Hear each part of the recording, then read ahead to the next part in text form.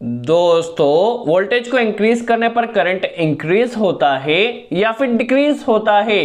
किस कंडीशन में वोल्टेज को इंक्रीज करने पर करंट इंक्रीज होगा और किस कंडीशन में वोल्टेज को इंक्रीज करने पर करंट डिक्रीज होगा। यदि आप इलेक्ट्रिक फील्ड के स्टूडेंट हैं तो आपको इसका नॉलेज होना चाहिए, क्योंकि हर इंटरव्यू क्वेश्चन में इस तरह के क्वेश्चन पूछे जाते हैं। चलिए वीडियो स्टार्ट करते हैं। सबसे पहले हम इलेक्ट्रिक का सबसे बेसिक रूल ओम्स लॉ लेते हैं। यदि हम ओम्स लॉ को देखें तो ओम्स लॉ होता है V = IR। दैट मीन्स यहां पर यदि हम वोल्टेज को इंक्रीज करते हैं तो करंट भी इंक्रीज होता है, बट कंडीशन है रेजिस्टेंस ने कांस्टेंट होना चाहिए। यदि हमारे पास रेजिस्टेंस कांस्टेंट है तो वोल्टेज को इंक्रीज करने पर करंट हमारा डेफिनेटली इंक्रीज होता है। वही यदि हम इसकी अपोजिट डायरेक्शन देखें, जैसा कि ट्रांसमिशन लाइन, ट्रांसफॉर्मर या जनरेटर, यहां पर यदि हम देखते हैं तो वोल्टेज को यदि हम इंक्रीज करते हैं तो करंट डिक्रीज होता है। ट्रांसमिशन लाइन में भी हमें हाई वोल्टेज पर पावर को ट्रांसमिट करते हैं ताकि करंट डिक्रीज हो सके।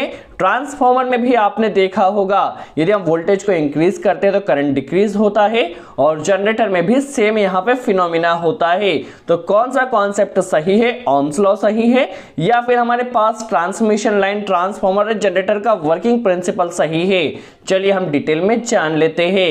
वैसे देखा जाए तो दोनों ही कॉन्सेप्ट यहां पर सही है, बट किस कंडीशन में होगा हम समझ लेते हैं। सबसे पहले हम ओम्स लॉ के बारे में जान लेते हैं। ओम्स नामक साइंटिस्ट ने क्या किया, एक एक्सपेरिमेंट किया। इस एक्सपेरिमेंट में उसने क्या किया, एक कंडक्टर लिया और इस कंडक्टर पर उसने वोल्टेज अप्लाई किया। देखिए, कंडक्टर पर उसने वोल्टेज अप्लाई किया और वहां पर उसने देखा कि यदि वो वोल्टेज को इंक्रीज कर रहा है तो कंडक्टर में करंट भी इंक्रीज हो रहा है, क्योंकि कंडक्टर का रेजिस्टेंस कांस्टेंट होता है। रेजिस्टेंस का फॉर्मूला होता है R ρL/A। यहां पर जो L होता है वो लेंथ होता है और A यहां पर क्रॉस सेक्शनल एरिया होता है, जो कि कंडक्टर एक बार डिजाइन हो चुका है तो यहां पर रेजिस्टेंस कांस्टेंट है। यदि रेजिस्टेंस कांस्टेंट है तो वोल्टेज को इंक्रीज करने पर करंट भी डेफिनेटली इंक्रीज होता है। यह हमें ओम्स ने बताया। देखिए, यदि आपके पास रेजिस्टेंस कांस्टेंट है तो वोल्टेज इंक्रीज होने पर करंट भी इंक्रीज होगा। चलिए इसे हम थोड़ा और अच्छे से समझ लेते हैं। सबसे पहले करंट क्या होता है? तो flow of electron is known as current. जैसा कि हम जानते हैं, इलेक्ट्रॉन का फ्लो होना ही करंट कहलाता है। यदि आप किसी कंडक्टर में देखें तो वहां पर नंबर ऑफ इलेक्ट्रॉन्स होते हैं, और ये जो नंबर ऑफ इलेक्ट्रॉन्स होते हैं ये रैंडम डायरेक्शन में फ्लो करता है। देखिए, नॉर्मल कंडीशन में ये जो इलेक्ट्रॉन होते हैं ये रैंडमली फ्लो करते हैं। अब यदि हम वहां पर फोर्स या वोल्टेज अप्लाई करते हैं तो ये जो इलेक्ट्रॉन होते हैं ये एक फिक्स डायरेक्शन में रोटेट करते हैं। तो किसी भी कंडक्टर में फोर्स लगाने पर इलेक्ट्रॉन का किसी एक सेम डायरेक्शन में रोटेशन या फिक्स डायरेक्शन में रोटेशन होना ही करंट कहलाता है। अब यदि इस कंडक्टर में देखा जाए तो फ्लो ऑफ इलेक्ट्रॉन्स की जो डायरेक्शन होगी वो इस तरफ होगी, तो उस कंडीशन में जो कन्वेंशनल करंट फ्लो होगा वो उसके अपोजिट डायरेक्शन में फ्लो होता है। चलिए इसे हम थोड़ा और अच्छे से समझ लेते हैं। देखिए, जब भी हम किसी कंडक्टर के ऊपर फोर्स या वोल्टेज अप्लाई करते हैं तो वहां पर जो इलेक्ट्रिक फील्ड होती है वह भी इंक्रीज होती है। चलिए इसे हम लॉजिकली समझते हैं। देखिए, यदि हमने वहां पर वोल्टेज अप्लाई किया तो वोल्टेज को इंक्रीज करने पर जो इलेक्ट्रिक फील्ड है वह भी इंक्रीज होगी। अब देखिए, यदि वहां पर इलेक्ट्रिक फील्ड इंक्रीज होती है तो जाहिर सी बात है फोर्स भी इंक्रीज होगा।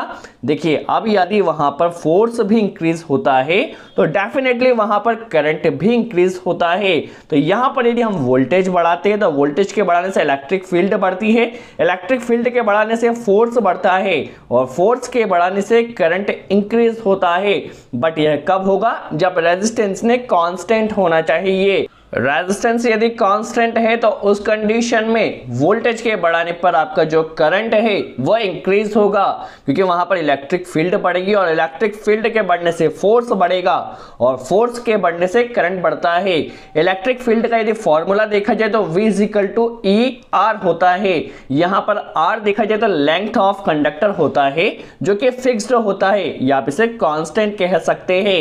देखिए, वोल्टेज के बढ़ने से इलेक्ट्रिक फील्ड बढ़ा, इलेक्ट्रिक इलेक्ट्रिक फील्ड के बढ़ने से फोर्स बढ़ा और फोर्स के बढ़ने से करंट बढ़ता है। तो ohms का लॉ यहाँ पर क्लियर होता है, जो कि एकदम सही है। यदि हमारे पास वोल्टेज को हम इंक्रीज करते हैं और रेजिस्टेंस कांस्टेंट है तो वहां पर आपका करंट भी इंक्रीज होगा। चलिए अब सेकंड कंडीशन को हम समझ लेते हैं, वोल्टेज को बढ़ाने पर करंट डिक्रीज क्यों होता है। चलिए इसे हम लॉजिकली समझ लेते हैं। इसके लिए हमें पावर फॉर्मूले को समझना होगा। तो जो पावर इक्वेशन होती है वो होती है P = VI। देखिए पावर इक्वेशन हमारे पास हो चुकी है P = VI। इसे हम थोड़ा और अच्छे से समझते हैं। यदि हम यहां पर देखें तो वोल्टेज को यदि हम इंक्रीज करते हैं तो उस कंडीशन में जो करंट है वह डिक्रीज होता है। देखिए यहां पर यदि आप क्लियर समझे तो वोल्टेज को यदि हम इंक्रीज करते हैं तो करंट डिक्रीज होगा। इसे हम यदि मैथमेटिकली देखें तो V = P/I होगा। यदि हम इसे सॉल्व करते हैं, देखिए अब यहां पर voltage and current inversely proportional है। दैट मींस वोल्टेज बढ़ेगा तो करंट डिक्रीज होगा, बट यह सही नहीं है। यह तभी होगा, इसके लिए कुछ कंडीशंस होती है। तो क्या कंडीशंस होती है हम समझ लेते हैं। देखिए ohms लॉ में हमने देखा रेजिस्टेंस कांस्टेंट था, तो उस कंडीशन में वोल्टेज को बढ़ाने पर करंट बढ़ रहा है। तो पावर इक्वेशन में भी कंडीशन यह है कि आपके पास जो पावर है उसने कांस्टेंट होना चाहिए। यदि आपके पास पावर कांस्टेंट है जो कि ट्रांसफॉर्मर, ट्रांसमिशन लाइन या जनरेटर में होती है। देखिए ट्रांसमिशन लाइन में फिक्स्ड केवीए की लाइन होती है, ट्रांसफॉर्मर भी आपका फिक्स्ड केवीए का होता है और जनरेटर भी आपका फिक्स्ड रेटिंग का होता है। देखिए यदि ट्रांसफॉर्मर के केस में देखें तो पावर फिक्स्ड होती है, या तो आपका 1000 केवीए का ट्रांसफॉर्मर होगा या 2000 केवीए का ट्रांसफॉर्मर होगा। यदि वहां पर पावर फिक्स्ड है तो उस कंडीशन में वोल्टेज को बढ़ाने पर आपका जो करंट है वह डिक्रीज होगा। सो आई होप आपको यहां पर क्लियर हुआ हो। देखिए पावर इक्वेशन आपकी तभी वर्क करती है जब आपके पास पावर कांस्टेंट होती है जो कि ट्रांसफॉर्मर, ट्रांसमिशन लाइन या जनरेटर में होती है। यदि आपके पास पावर फिक्स्ड है तो उस कंडीशन में वोल्टेज को बढ़ाने पर आपका जो करंट है वो कम होगा। अब यदि कंक्लूजन देखें, इंटरव्यू में आपको क्या कहना है, तो ohms लॉ भी आपका एकदम सही है। वोल्टेज को बढ़ाने पर करंट आपका बढ़ता है और पावर इक्वेशन भी एकदम सही है, वोल्टेज को बढ़ाने पर करंट कम होता है। बट किस कंडीशन में होता है हम समझ लेते हैं। यदि आपके पास पावर कांस्टेंट है तो उस कंडीशन में वोल्टेज को बढ़ाने पर आपका करंट जो है वो डिक्रीज होता है। बट कंडीशन है कि आपके पास पावर ने कांस्टेंट होना चाहिए। यदि पावर कांस्टेंट है तो वोल्टेज को बढ़ाने पर करंट आपका डिक्रीज होगा, और यदि रेजिस्टेंस कांस्टेंट है तो उस कंडीशन में वोल्टेज को बढ़ाने पर आपका करंट भी बढ़ता है।